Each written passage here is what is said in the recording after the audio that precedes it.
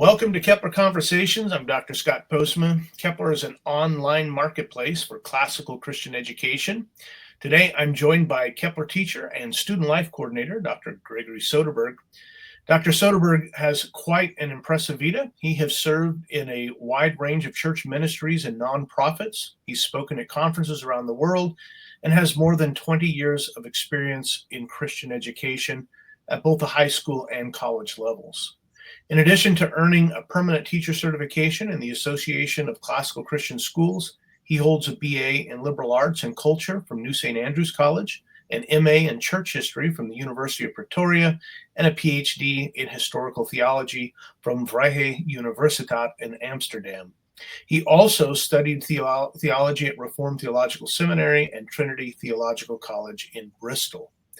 He served as the founding academic dean of Lamp Seminary in Raleigh, an adjunct instructor at New St. Andrews College, and besides teaching at Kepler, he's a teaching fellow for the BibleMesh Institute and a mentor professor at Redemption Seminary. Welcome, Dr. Soderberg. Sounds like you're a very busy man. Yes, good to be here. You know, that sounds really impressive, but I just like to read and study and just kept getting more and more degrees, and here I am. There you are.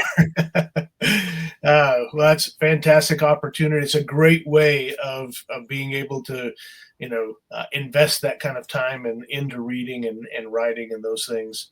Well, before we get started in talking about your classes and things, I'd really like to learn a little bit more about who you are outside of the classroom. So can you tell us a little bit about Dr. Soderberg outside of teaching? Yes. We live up here in northern Idaho in Moscow. So we enjoy getting outside, going on adventures. I love history. So I love taking the scenic route. My kids sometimes get frustrated. I say, they'll say, "Where are we?" I said, "Well, I don't know, but it's the scenic route. And look at all this old history that we're going by." So I do enjoy going on old roads, seeing old towns, doing a bit of photography. But yeah, just going to as many lakes, creeks, hiking, although nothing hardcore. Getting older now, but still, yeah, we love getting outside. And we do love to be involved in our local town. We're going to go down and protest a bit on this anniversary of the Dobbs case. So anyway, just to help raise awareness about pro-life issues. So yeah, we try not to stay in our ivory tower too much, but try to get out and be involved in our town. Fantastic. A little bit of head, heart, and hands all working together.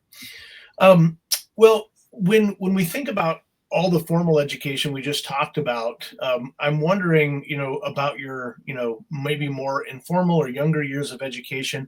And I'm asking in the context of, thinking about a lot of teachers who come to classical education maybe later on in life, find that it scratches an itch that they've had and realize, wow. But then there's others who were raised in a classical tradition. Can you tell us your journey and your story? Yes, sir. So my education was all over the place. I did private Christian school, homeschooling, and then some public schooling. So a bit of everything. I'm very thankful that my parents made the decision to not have TV, although we could watch, those old VHS, videos. We were forced to play outside and read books and use our imagination. So we did. So we were always encouraged to pursue our interests, and I am very thankful for both of my parents who, whether it was a theater, I was involved in that for a time, or whether it was this or that, whatever it was. I remember we were on one trip across country, and I was really into Westerns and gunfighters and all that. Of course, I'd read all the books about all the gunslingers, but my father decided to take a detour to go see Billy the Kid's grave. And that was really exciting. So we're always willing to take the detours to go see something interesting. That was back in the 80s and early 90s when there the classical revival was just beginning. So I did take some Latin classes. I wasn't very good at it at the time, but mostly, yeah, I was allowed to read and encouraged to read. And so just read a lot. And really, I think that's kind of the main component of a true classical education, being able to follow your interests and read where you want. And thankfully, we had lots of good books on the shelves. So Chesterton, C.S. Lewis, even read Crime and Punishment when I was in high school, which is kind of weird, thinking back on that.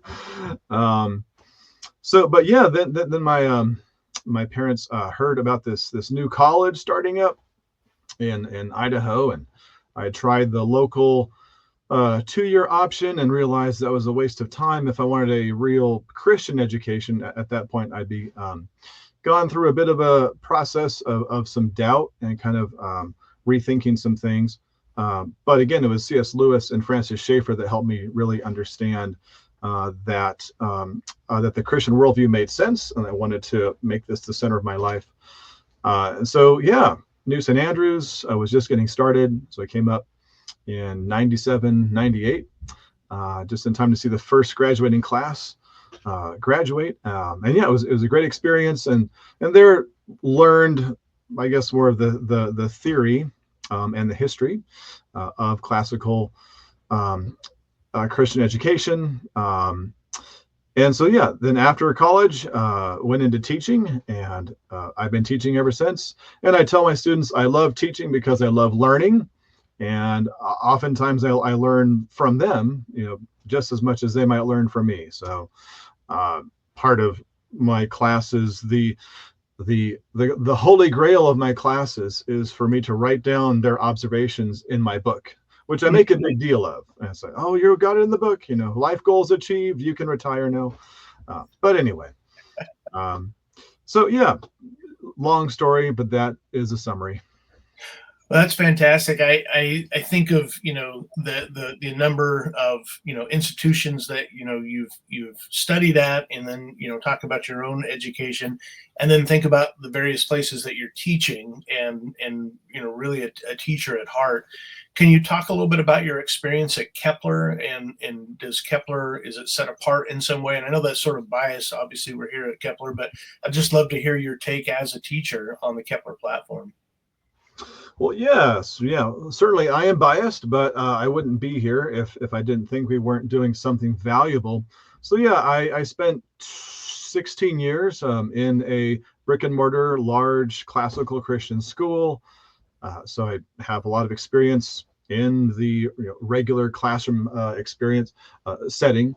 Then also spent a couple years in a university model school. So we had the flipped classroom approach there, but it was in person. And then, yeah, when 2020 happened, and so when Kepler was just getting started, we decided to offer those $1 classes to try and serve the kids in the lockdowns. Well, what really happened is all the homeschoolers got a really good deal, which is fine, which is great. And we still have some of those families with us today. So it's a great chance to jump into the deep end of the pool and learn about online teaching. So I do appreciate what we do here at Kepler because it does give students and families more time to pursue other interests. Now, I do believe that schooling should not take up a child's entire day and night. I saw that very often, students just working really hard and having too much homework and having sports and just being on that American treadmill of success. And I don't think that's what we're supposed to be pursuing. I think we should be doing this in a leisurely way. Of course, school comes from the old Greek word skole, which means leisure, the leisurely pursuit of wisdom and knowledge and truth, which of course requires hard work. Yeah. Right. Yeah. So we're not trying to just make everything easy. We're not just trying to have AI teach our lessons for us. But we do want to balance that with the opportunity to, and I tell my students, get off the screen, go outside, go for a walk, Go get a job, go work in construction. Too often we just focus on the head and we forget, again, the heart and the hands as well. So I do think Kepler enables and liberates families to have a more fully diverse pursuit of wisdom and truth in all those different areas of life. I love that expression, American treadmill of success, and what you just talked about it, not being school life being leisurely, but it doesn't mean there's not challenging, right? It's not doesn't mean not rigorous, because there's a difference between easy and simple, or there's a difference between what both you and I, it sounds like your growing up was a lot like mine, where spent almost most of our time outside. You played and you did things, and there was lots of things to do. And so getting off the screen and having a life outside of that doesn't mean that you're not rigorously studying. It just means you're just not toiling and consumed with all of that. And so I love the way you frame that American treadmill to success. And really that treadmill is just a treadmill, where this flipped classroom really gives the opportunity for a journey.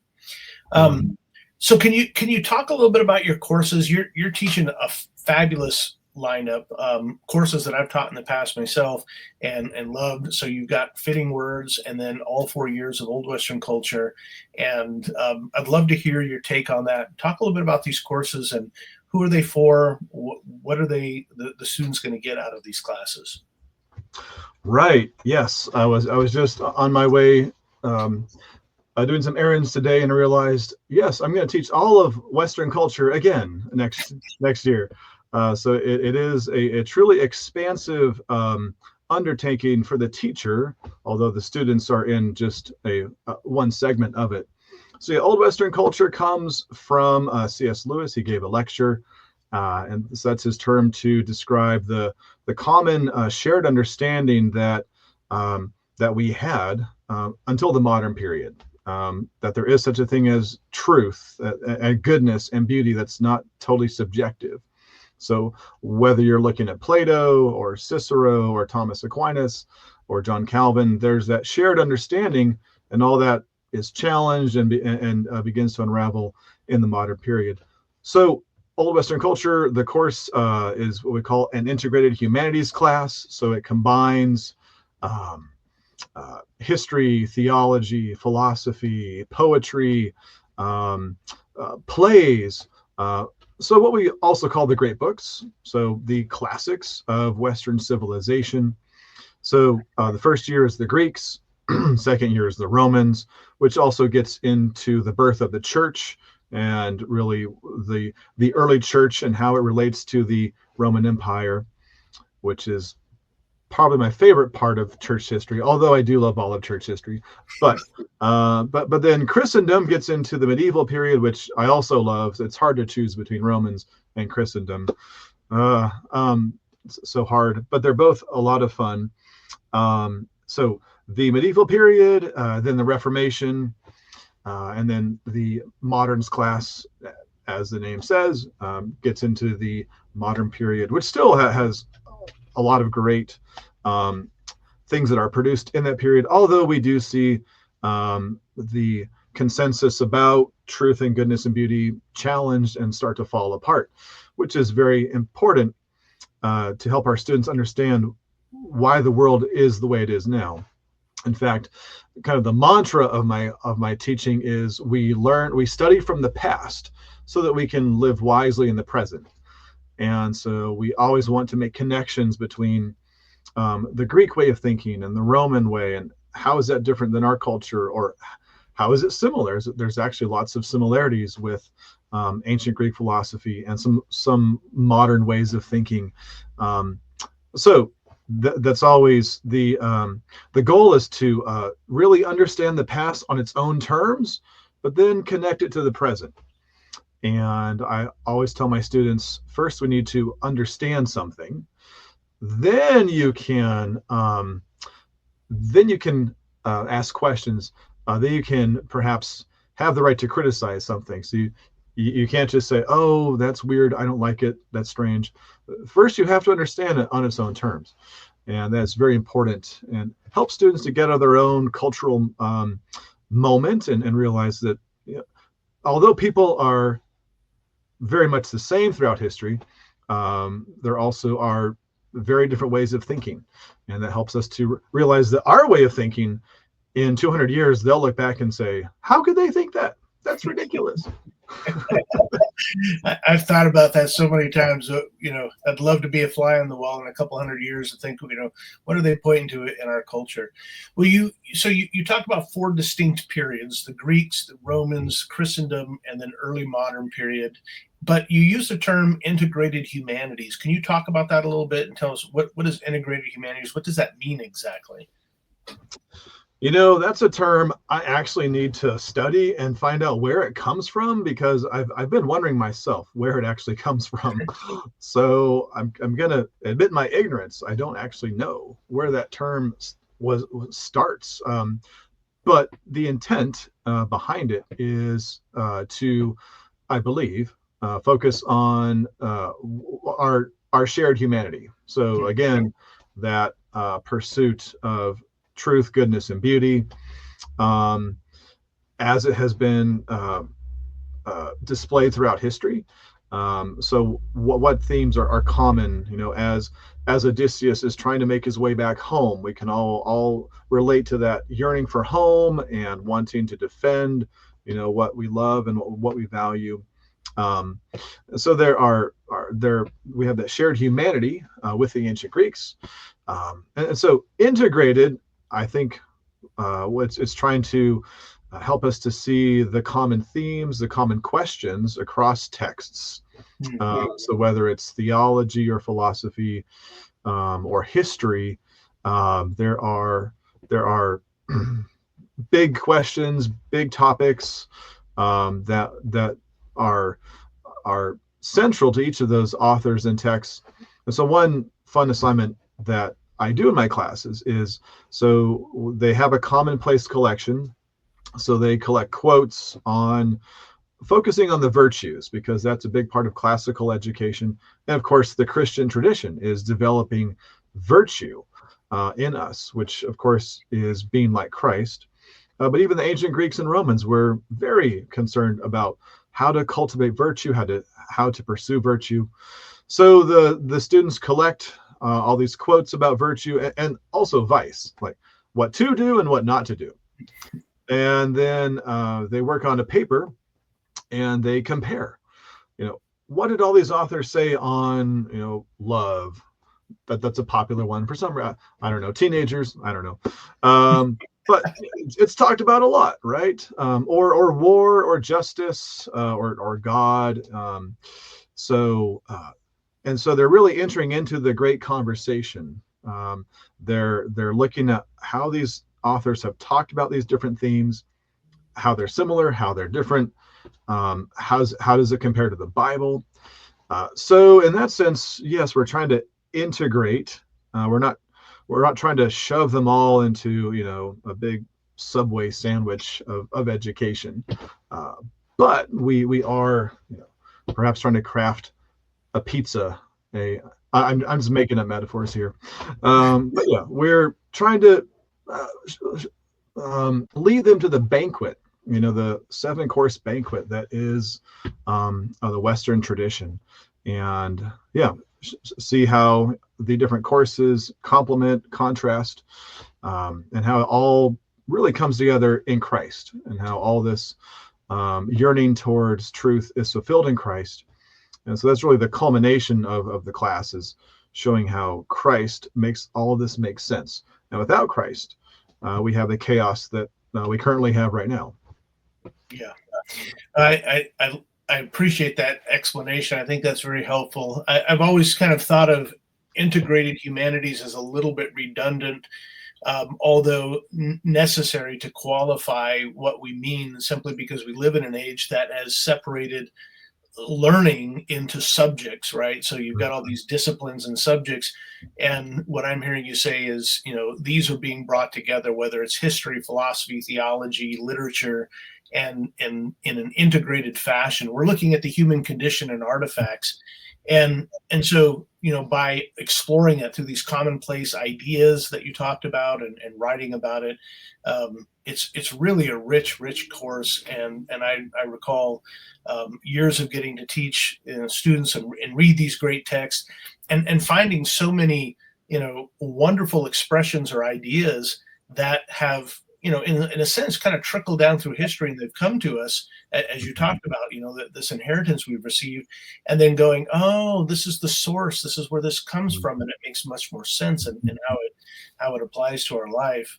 Well, you're teaching another course as well, rhetoric, which the word rhetoric seems to get a real bad rap in our modern world. This is just political rhetoric and things like that.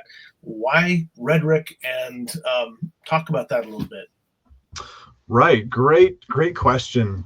Yes. So as I've said in an article, which is on the consortium somewhere on our blog, it's not a question of whether you will use rhetoric, but how you will use rhetoric.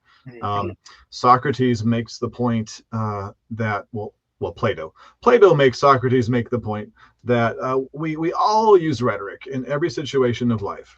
And so we're always trying to persuade somebody of something, whether it's to not do the chores or to get your kid to do the chores, or so we're all always using rhetoric. And so we want to equip our students to use words well. We know that words are powerful, words are dangerous.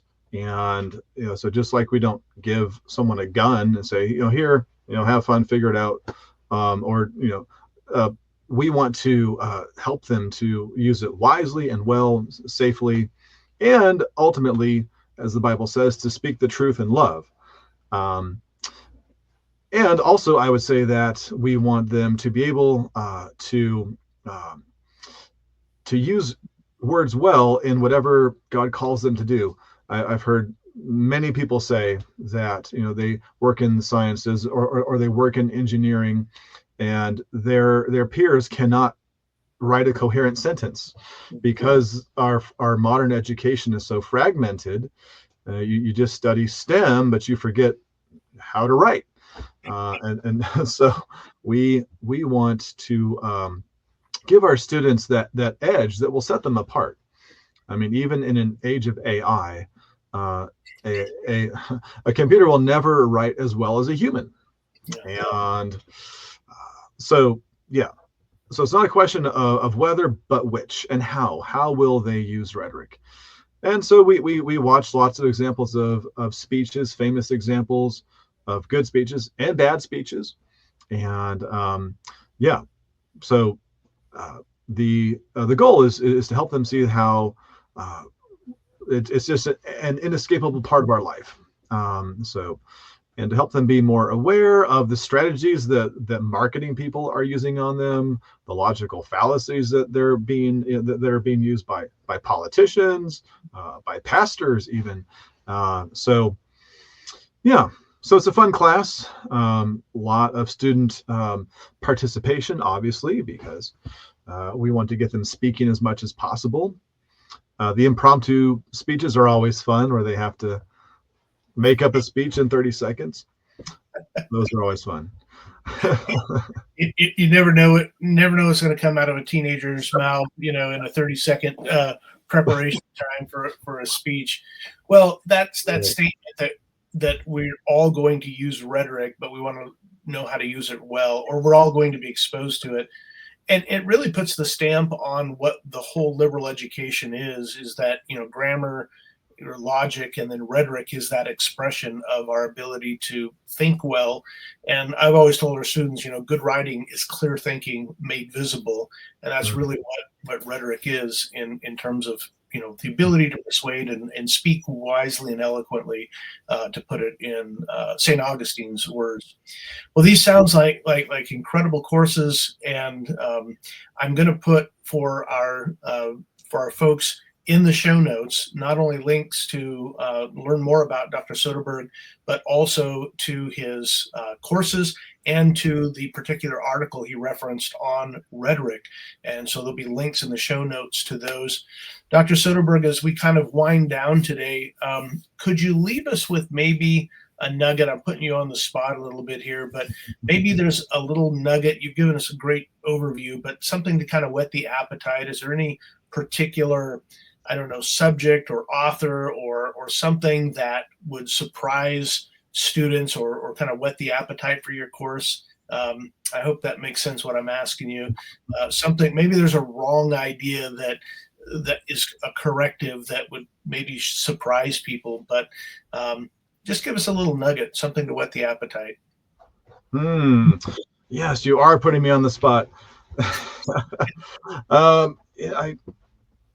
I do really like, again, going back to the Romans class and seeing how the early church related to the Roman Empire, which was mostly hostile to this strange new religion. And so it's really helpful to read how the early Christian writers responded to all of the pagans who were being critical of this faith. And so I think there are a lot of similarities with the Roman Empire in its last days, and kind of what we see happening around us today, and what we might call the American empire. And so we look at some of those similarities and how the church was faithful in that context, how the church did good deeds of mercy and service, and was able to testify to the truth of the faith through their love and their service, also through their death in many cases. So I hope, and I've seen in my students where they get all fired up about this is so great, and it's wonderful to see how these authors respond intelligently with good rhetoric to the critics of that time, and so I hope that is intriguing for students to read more about that.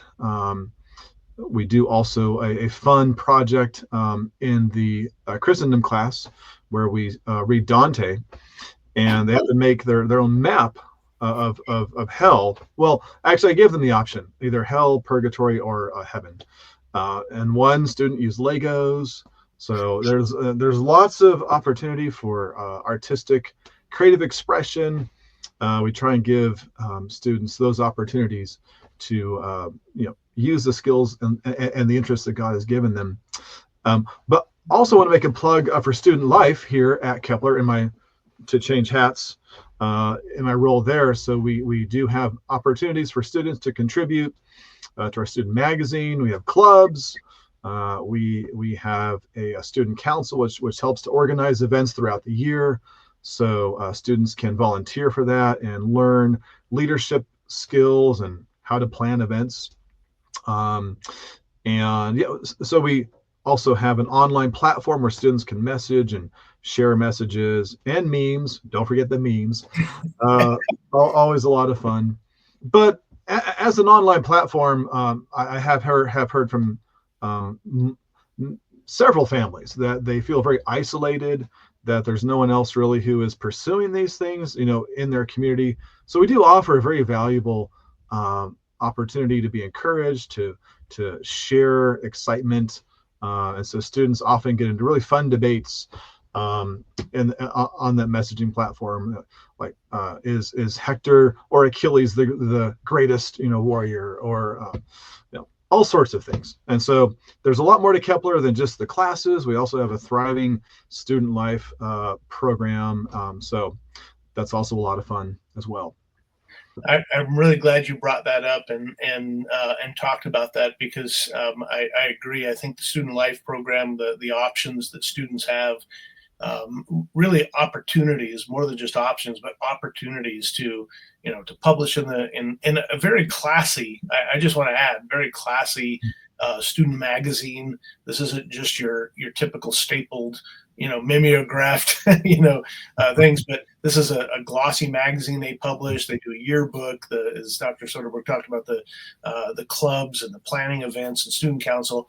It is a really robust student life opportunity. So thank you so much for talking about it. And Dr. Soderberg, thanks for taking the time out to come and talk with me today. And I appreciate your time and appreciate what you're doing here at Kepler. Yes, sir. It's been fun. Thank you very much. Yes, God bless you all. Have a great day.